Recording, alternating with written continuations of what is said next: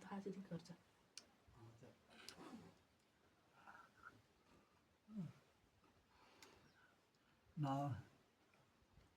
खानु खानु यति यति मिल्नुहोस् त त्यति भ्याउनुहोस् त यति भ्याउनुहोस् आज कस्तो हुने छ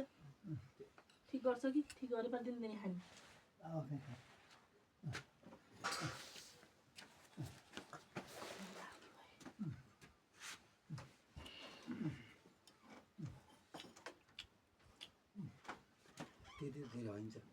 परेछ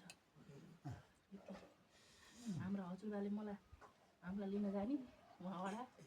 टाढा के खान्छु नानी मिठाई खान्छु भन्ने म त तिजा रेडियोका गीत सुनेर मनले मानेन र छोरीलाई लिन आएँ अनि हामीलाई पनि त हजुरबा अब खालि म मावला आउँदाखेरि खालि म हो अरू खानु त खानु अझै हजुरबा